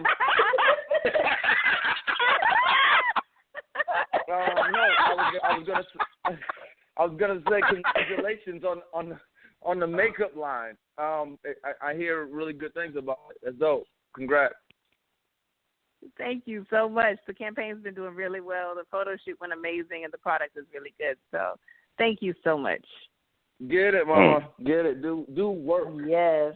It's so to see somebody jump leaps and bounds from when you first worked with them to now, and they're still the same amazing person. It's incredible. So yeah, keep shining, Mama. Keep doing your thing. Oh yeah. So, and back to you, Mo. I mean, she didn't have to answer because we answered it already. We said we love each other. Mike, you know what I'm saying? We're going to put people on the hot couch. You know what I mean? Mike, you just want the same repetitious answer? Thank you, Mike. Thank you, want Mike. the same repetition? Okay, go ahead. Hey, Mo. Go ahead. I'm sorry. Tamika, go ahead and tell him. Go ahead and tell him, Tamika, since Mo want to hear it all over. I can't with y'all. Look, you know how you in church, they be like, I second that emotion. I second that emotion. Everything that Mike said, I agree. Okay, now, Mo, you want to disagree somewhere? Go ahead. Be conflicting. Go ahead. I can't with y'all. I love y'all, and good night. No, you didn't answer the question. No, Mo, you didn't answer the question. What's up? Oh, my God. Anyway, tonight was a great show, y'all. I mean, we had Miss Demetria McKinney on there, and she's incredible. I can't just say this enough. I mean, my God. I mean, when God was giving out talent, looks, beauty, dance, man, you was in that line. Like, you just stayed there. You didn't even move. You just stood right there. So, okay, thanks, God. I'll take it all. You know what I'm saying? That, man, that's incredible, man. Incredible. And Mr. Beige Adonis. Oh, my God. Mr. Beige Adonis on the line. Hashtag kiss my beige ass. Yeah, sometimes you got to tell them. You got to give them a hashtag sometimes. That's right. Oh, my God. They don't come for me. Don't come for me. Right. I write jokes in my sleep. I'm silly for real. So don't. I got 6 jokes. I got 6 jokes set up for everybody around me at all times. Don't come at me with no nonsense because I gun you down. No. That's right. Yes, and of course the beautiful and talented Miss Tamika Scott. Man, of course. Heck yeah. Okay, and then there's Momo. Oh, wow. Wait a minute. Wow. I'm just joking. Now you got to. Ouch. I know, right? I got to. The very talented and beautiful Miss Mo. And a writer. Oh, my God. Oh, hey, Chris. Okay, you got to tell me that you read the book already, right? You did read the book, right? Yes. My God. I can't wait to do this movie. Oh, my God. Incredible. Incredible. Yeah, See, she's talented and everything. You know what I'm saying? We love her. I'm over you. Mike, I'm over it. I'm over it. Let him clean it up. He got to clean it up because he didn't give you enough. Thank you, Chris. Hey, Chris, thank you. Yeah. Thank you. And what people don't know is next week is her birthday. Next Tuesday, while we do the show, she will be celebrating her birthday. Where y'all going to be at? Tuesday. What city? We got to be in Atlanta. She's still in Atlanta. Oh, man. Okay, because you going to Atlanta? I was going to say before out here, we had to force the top off a bottle of 3 and bottle of 3 and then do the show live. Yeah. That'd be crazy. Man. Yeah. We might have to do that. Crazy. Huh? Man. Heck yeah. What'd you say? Mo. So she said we might have to do that. We can do that. We can do that. Man. So what we going to do, we're going to have all of her friends calling in, all of her loved ones calling in, and not only that, some special surprise guests calling in, wishing her happy birthday. I mean, that show is just dedicated to Mo. You know what I'm saying? We're going to go through all the moments on the show. You know what I'm saying? We're going to have a great time. We're going to put her on the hot couch, so be ready. You will be on the hot couch. Oh, my God, to say the least. Oh, yeah. Oh, my God. I don't have hot couch moments, sweetie. I have no hot couch moments, sweetie. All like my hot couch moments are wonderful and fantastic. I don't have hot couch. I'm sorry. I beg to differ. I beg to differ. I remember one show when there was some lady named Bush that was on. Don't tell her. Hey. Don't tell her. Okay, I'm sorry. I'm just saying. Just know we're going to have a great time for your birthday. Her name was Bush? Yeah. Wait a minute. Clear that up. Oh, dang. And secondly, Dee, next time you come on, you're getting on the hot couch, okay? Just so you know, you're welcome. You're getting on there. For sure. You definitely going to be on the hot couch next time you come on. We're going to have a great damn time. But, man, next week is going to be a blast. I want y'all to go onto her Facebook, go onto her DMs and all that other stuff, and just wish her happy birthday all week, okay, because she's celebrating. Well, actually, she was celebrating for the whole month. So y'all need to be starting right now, putting it on there, and just put happy birthday, Mo, happy birthday, Mo. Yeah, she got birthday month. She was like, look, I'm celebrating all month, I'm actually celebrating for the next 3 months. All summer 16. All summer 16, okay? Oh, wow. Yes. For the next 3 months, I will be celebrating. This is a very, very important part of my life. So, yes, I will be celebrating. Mm-hmm. Yes. Black don't crack. That's all I got to say. Yes. It don't. Man, that's incredible. That's so true. Oh, yeah. Hey, Demetria, what's Mo's next? looking incredible. Did y'all cover what's next for Miss McKinney? I'm here. Can y'all hear me? Yes, we can. Yeah. What's next? What's next other than the makeup line? What's next work-wise? What do we get to see you in next? You know, Saints and Sinners is coming back for season 2. They done invited your girl back. Yeah, welcome. Come on back. Yeah, Lord. Still touring with R. Kelly. We're doing that through the end of the year. Y'all seen I've been rocking my natural hair, and I've got a couple of endorsement deals on the table for that stuff. You know, just parlaying and living life. That's it. And then my son got a job. Hallelujah. Can we get it all right now? 17. All right now. 17, he's 6'3", he's got a size 15 shoe. He needed a damn job, okay? He needed it. Yes. Wow. Yeah, and then planning the wedding. Everything's been good. Good. Yes, that's amazing. We gotta keep these babies. We gotta keep these babies safe. You know what I mean? Especially our sons. You know, we gotta reiterate that. Especially our sons. Make sure that we have them protected and the proper information. If they're stopped by cops driving, all of that stuff, we have to kind of build that. And you also, most importantly, have to teach them how to protect themselves so they won't be nobody's baby daddy. Yes. Ooh. Right. I know. Can I share a story? I know. Wait a minute. Maybe I should do this. Can I share a story? I know my son will kill me. Maybe I shouldn't. Don't do it. Don't do it. Say that for the baby. No, my son Don't do it. Don't do it. You better call him first. Wait till after you get your birthday present. Yeah. No. Otherwise, you get socks and washcloth. Don't do it. Hey. If you tell the wrong story, you get socks and Q-tips and washcloth. Right. All from the dollar store. God, man. All from the dollar store, the 99-cent store. Yep. Go ahead and tell the wrong story if you want to. Stupid. No, we ain't gonna do that, man. Okay, so no. But it's not a bad story. It makes sense. It's not a bad story. It's just I just thought it was kind of funny. It's okay. No, I think I'm gonna share. Don't do it. Don't do it. You gonna share? Okay. I think I'm gonna share. Here we go. Right. I'll deal with it later. It better be funny. Okay, so for my son, he went off to college, right? He's a sophomore, but his first year, because I'm divorced, I'm a single parent, but his first year, I said to him, Jordan, make sure you have all your things that you need, your necessities, your room's decked out. I went and did his room for him and everything and got everything he needed and everything. So as a mother, I just felt the need to buy him a box. I didn't even think about it at that moment, like, what it should be. I just was like there, and I was getting all this stuff from Target, and I was just trying to fix up his room and everything. So I just grabbed a box of regular Trojan. I just grabbed them. That was the first thing I said. Let me grab my son. I'm not trying to have no baby. Oh no! Wait a minute. Wait a minute.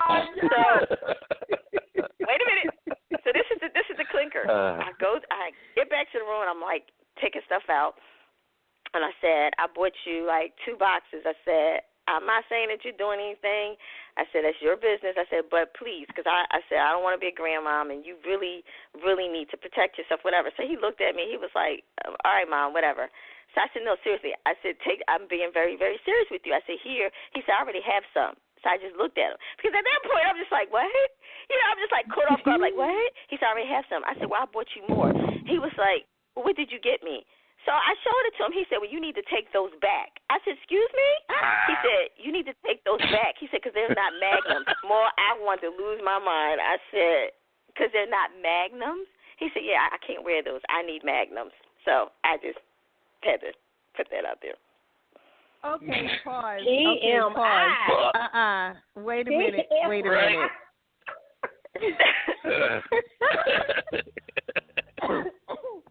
Oh my God! So for all of you, you just shot his love life up at college right now.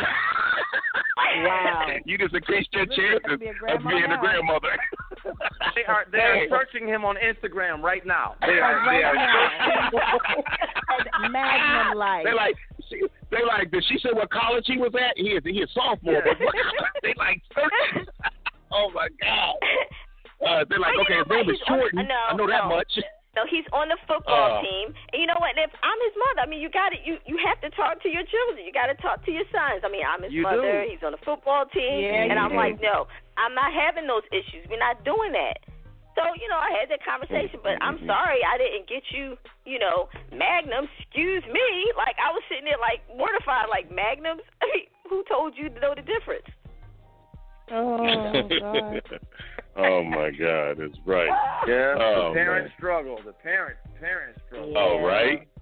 Man, especially a mother talking to the son about that. See, we as parents, we as pops, we can talk about that all day. But boy, that's right. That's beside the need, boy. That's right. But it has to be mortifying for a mother. Well, it's different when you're single.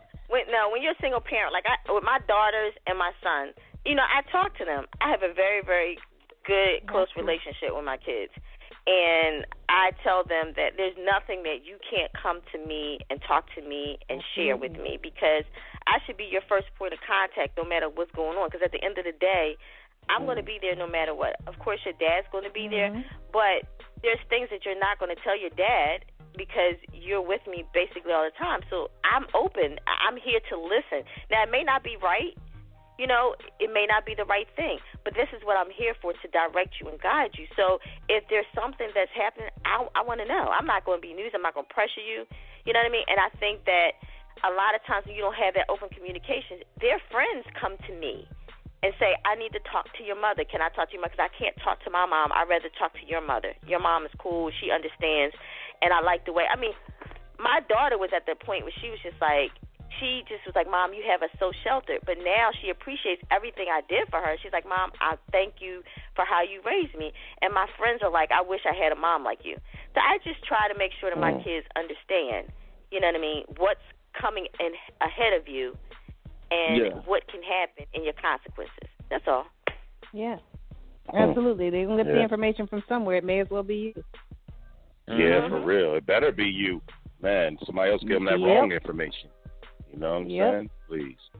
Yeah, so that's good to have that open communications in your life, man, with your family and with your parents and with your kids. Y'all kids are a little older. Mine just bent the corner on 13, so I'm already on his back about all of that. He's like, hey, I told him, I cut into him, and he's like, that was the nastiest discussion I have ever had. And because I told him, I was like, okay, well, this goes there, and then that happens, and then you get excited, and you start feeling weird, and then, oh, Lord, and then that's an orgasm. I went in, and you should have seen his face. He was so offended. He was like, Dad, wait, I'm not ready for all of this. It was like that Kevin Hart face. He just wasn't ready for any of it. And then, but he's getting more comfortable, and he's got a girlfriend, and they ain't doing nothing past kissing. But we talking. I'm on his head already. Like, listen here now, what we not gonna do? And this is every other day, every couple of days. We talk about it. I don't care if I gotta wake up and after he brush his teeth, make him put on a condom every day. He gonna make it to college, and afterwards, he gonna get out of college before he bring me some grandkids. Dude, it's so different being a woman having to do that. Like, my son came home. He's 17 now. This had to be like 3 years ago. So he comes home and he's got a Magnum condom, and he's like, "Mom, this dude gave me this or whatever." And I'm like, "What are you? Do you know what that is?" He said, "Yes, Mom, I know what that is." I said, "I know you know it's a condom, but do you know what a Magnum is?"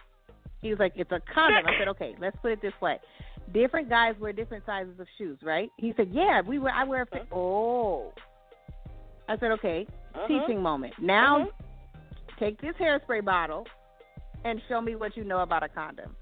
Let me tell y'all something. The condom had spermicide. It was all on all kind of wrong. No tip, nothing. He was gonna hurt. Yeah.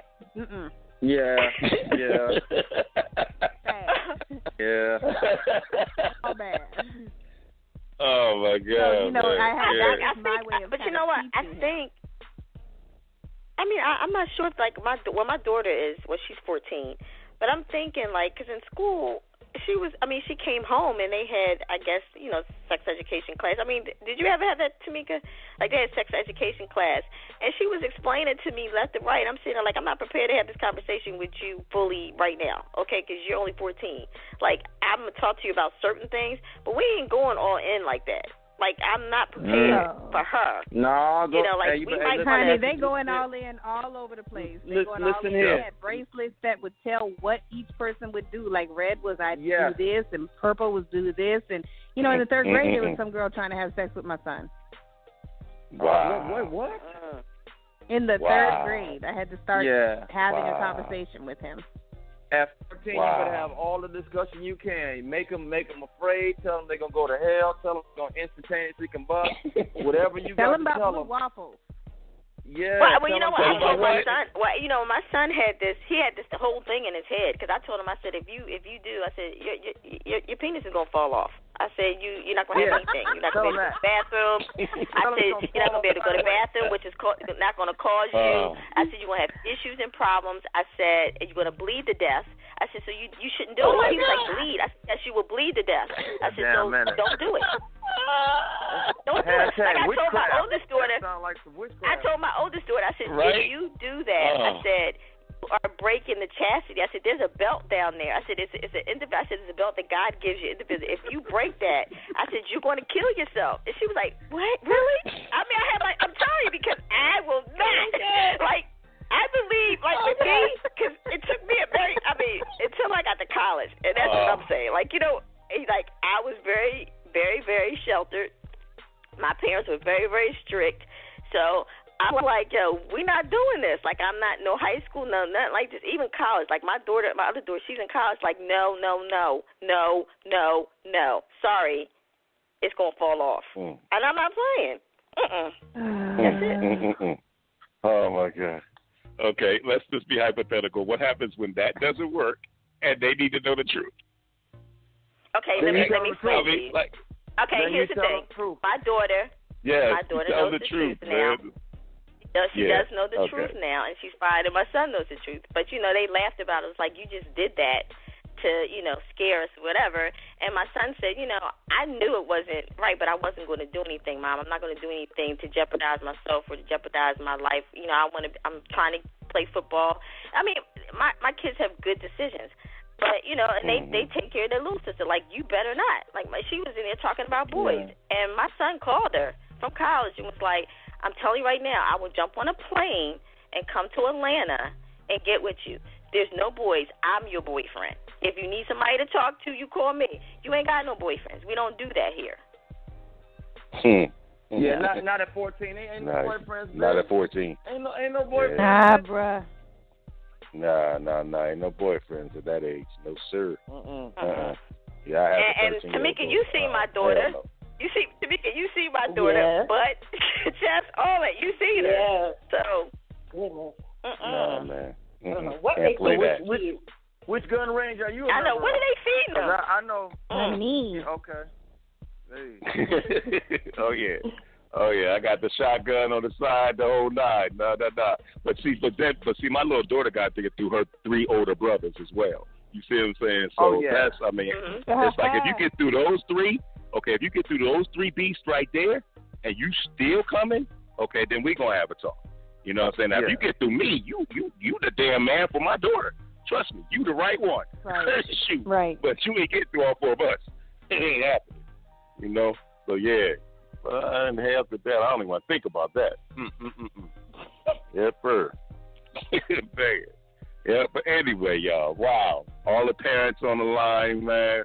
Wow, the decisions you have to make with your children. Whew. Man, step to the plate, though. Make those decisions. You have to teach your children the right way. You know what I'm saying? So that's or they're going to teach you.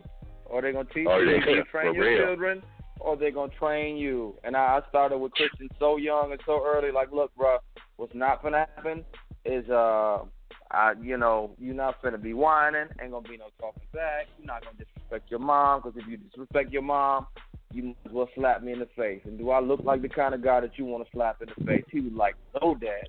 I said, okay, then you better respect her like you respect me. Don't try her because you don't try me. And we've got that established. So he's a phenomenal young man. So I'm happy that, we were out of a place of love. We were on his back early.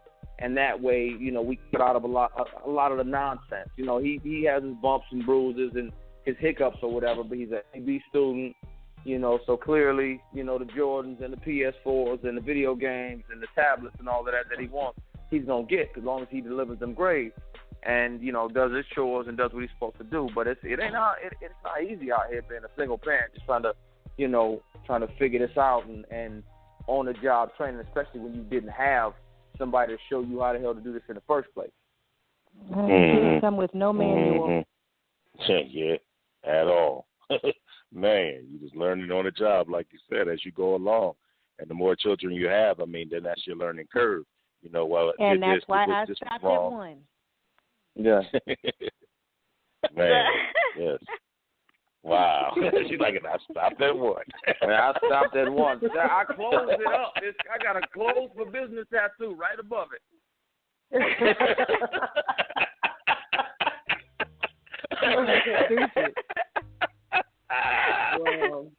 Oh my God, man. That's all good, man. That's all good stuff, man. So cool. So we already know what Miss Demetria McKinney is doing. Chris, what are you doing next, big dog? I'm chopping through this 3rd novel. I'll outline the 4th one. The 4th one's going to be my autobiography. The foster homes and the group homes and the detention centers and the abuse and all that stuff. So it's going to be heavier, but it's going to be moments of levity in there to kind of offset it so you're not crying every time you turn a page. But I wanted to write a few novels first so I could kind of polish up as a novel writer. I've been writing screenplays for a decade or so, but I'm excited about those. And then like Demetria said, we're about to flip off. We're about to start shooting season 2, I believe in September or October somewhere. I'm just glad it's not going to be like in the middle of August down in Atlanta, because that humidity is hell. Satan got a house in Atlanta, and the summer is not a game. So I'm glad that we're going to shoot in the fall. And I'm just enjoying the summer because I get to spend more time with Christian. So we paintballing and laser tagging and horseback riding and hooping and all of that good stuff. And, that's it. I'm headed to Essence in a couple weeks. I'm hosting a couple things for the BET Awards here in L.A. this weekend. I'm going to Indianapolis for the Indiana Black Expo for a book signing down there. Book signings in Essence. Just staying busy. And then when I go, when I move around this summer, my little man will be with me, like my little road manager on the road. So, teaching him business and getting him acquainted with traveling and everything, getting to do the stuff that I didn't get a chance to do. So I'm just at a really peaceful place, really blessed place, man. I'm excited. That's what's up, man. Don't forget about your birthday bash down in Vegas, brother. Don't forget about Vegas. Yeah. You know what, though, man? We may have to move it because it's every year it's in Vegas, but something is going on that weekend in Vegas. It's something that's kind of prohibiting them because we normally do the pool party at the Hard Rock Cafe pool, the rehab and all of that, and like a white party the night before. So what I may end up doing is hosting something in another city that weekend. So that's probably what it's going to end up being. It may be San Antonio, it may be Houston or Dallas or something. But as soon as I know, I'm clearly going to spread the word. But I'm going to be somewhere turned on my birthday. I'm going to get celebrated the whole month like Mo, but I'm going to do it. I'm going to do it. Yeah. That's what's up, man. All right. So there you go. So you got Miss Demetria McKinney going on tour with Kels. She got all her makeup lines going on, and support everything you're doing. You got Christian out there, the Essence. You got him going out there for his birthday bash. You got him going back and forth to do the different things here this weekend in Los Angeles for the Soul Train. He's going to be hosting a few events there, man. Make sure you go on their pages and support everything that they're doing and know where they're at so you can go out there and meet them in person and tell them what a great job they're doing. You know what I'm saying? It's nothing like a fan coming up and telling you how much they appreciate what you're doing, because 9 times out of 10, the artists do it for those fans. You know what I'm saying? So, man, it's nothing like being appreciated. And, of course, Miss Tamika Scott and Mo, of course, got everything going on. Let's talk about Miss Tamika Scott. She got some more stage plays going on and everything, but she can talk for herself. Miss Tamika Scott, what's going on? What? Hey. I heard my name. What you got going on, Meek? Oh, my God. Y'all heard me? So, go ahead. We just want to know what you got going on. Oh, I'm sorry. I stepped away for a second. I'm so sorry. I thought y'all heard me. I thought I muted. I'm sorry. Oh, yeah. I'm just enjoying life right now. Enjoying my little 2-year-old daughter. Terrible twos. So I'm just in my mommy mode right now. Mommy mode. At this moment. And nothing wrong with that. Nothing wrong with mommy mode. I'm too old. I should be having grandkids right now, but I'm in mommy mode. So yeah. Man, if y'all see Tamika, she look like 23. Oh my God, talk about shit, grandma mode. Man, please. Oh my God, like they said, black definitely don't crack. Cause oh my God, between her and Mo, man, they look like they're in their 20s for real. I mean, for real. Sweet. I'll be like, man, y'all didn't age a bit. I don't know what kind of deals y'all made, but man, they worked. Man. Yes. You a mess. You a my mess. God. I know the fans are waiting to see how they can connect with you, Demetria. What are your social sites where they can connect with you and keep up with you, what you're doing? Everybody, you can follow me at Demi McKinney, D-E-M as in Mommy, I, McKinney, on Twitter. And then on Instagram and Facebook, it's Demetria, the number 4 real. The website's DemetriaMcKinney.com. And I want to make sure that I shout out the Demetrians. You guys have been amazing. Thank you for all the love and support you've given since, MySpace days. So, yeah, there you have it. Hey. There we go. That's where we're going to find you at. And, of course, let's get Christian's all up in there again. What's up, Chris? Where can they find you at? Finally, we limited it.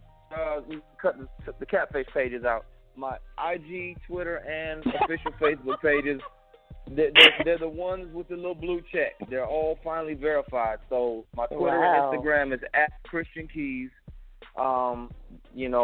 Just my name. Nothing special, no bells, no whistles on it, but it's the one with the little blue check. And then my Facebook is Christian Keys Official Fan Page. And that's with the blue check. And I answer, I read everything. I respond as many as I can each day. But I also, got to do some work. So I can't actually be on Instagram, Twitter all day and can't respond to everything. So please bear with me. But, it's important. So definitely, I'll keep y'all updated with what I'm doing, what's going on. And this is going to piss a couple people off. And I'm so glad Cleveland won. Baby. Yes. They had us not breathing a couple of nights. Yes. You ain't pissing at nobody. We all from the East Coast, baby. Okay. Yes. Me and my son was beefing. He was over here like, Dad, what he teasing? He got all kind of choreographed dances he doing every time Golden State score. And then we started walking him down. 3-1, 3-2, 3-3. We won. So, yeah, it's good. Life is good. Life is good right now. Yes. That's what's up. Believe land. Miss Tamika. Yeah. Miss Tamika Scott. Where can they find you at? You can find me on Twitter, official T Scott, Instagram at the real Tamika Scott, and Facebook Tamika Scott. All right. And Mo, where can they find you at, Miss Mo? Miss Mo Elam. Well, before that, I get to that, I just want to tell all the listeners, you can catch me in Dalton, Alabama for Empowerment Women. I'll be on the panel and a book signing. And also, I have a book signing in Philly. I'll put the dates on my Instagram for #Secret Sundays. And I have something else. I can't think right now because I'm drained out about this marathon I've been watching since Sunday at 7 a.m. So I gotta get my thoughts together. Wow. But anyway. Sleep deprivation. So. No, I haven't slept in 2 days. So anyway, you can find me at Essence of Mo on Instagram and Twitter, and my website at monicaelam.com, and that's pretty much where you can find me. All right. And, of course, you can find me on Facebook, Michael Bates McCary, and you can find me on Twitter to get you. And then we can find me on Twitter at as Michael Boyce the Man. All right? So just go out there, support, see what we're doing. You'll be able to catch up on everything. And, of course, as always, we love you guys out there. We love our fans. We love the people that support everything that we do. We actually keep supporting everything that we do because we do it for you. We do it for our families. We do it for the love of doing it. You know, so just keep on supporting, and we appreciate it. Mama, what else you got to say? I have nothing else to say. I mean, all mine is clear right now. I'm good. Thank you again, Demetria, for taking up this night with us. Thank you, Demetria, for taking out time. Thank you for hanging out with us. Yes. We enjoyed you. We definitely want you to come back. Thank you so much. Yes. Absolutely. And what they don't know about Big Chris is, go ahead, Mo. I mean, Demetria, I apologize.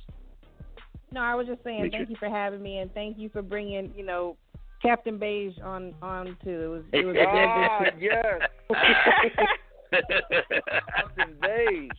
Actually, it's the summertime and I'm getting a little red. I'm getting a little mocha over here. I'm like grocery bag brown right about now. Nah, I believe it's about that tapioca manila color. A toasted wheat bread right now. Wheat bread. Yes. Wow. Oh, God. Oh, my God. That's funny, man. And what most people don't know, but they will now, is that Chris is definitely one of our co-hosts, man. He's part of the Soul Elixir family. He's always here when you need him. He's always there when you want him to be, and he's one of the best people that we know, man. I mean, one of the coolest people alive, man. It's a great. Likewise, thank you, man. I appreciate y'all very much, and thanks, Diddy, for letting me drop in and hang out with y'all for a little bit. I'm gonna go play some video games with my son and let him abuse me like he always does. It's all good. All good. So as usual, y'all, we thank you for joining us for another Soul Elixir. We love you guys. Tune in every Tuesday night. It's always going to be something on here that you can laugh about, talk about, and cry about. And we're just going to do it with you. Thank you for being the fans. Thank you for being our support team. We love you guys. God bless you guys, and good night. Good night, guys. Love y'all. All right. Oh, what's up, y'all? Hey.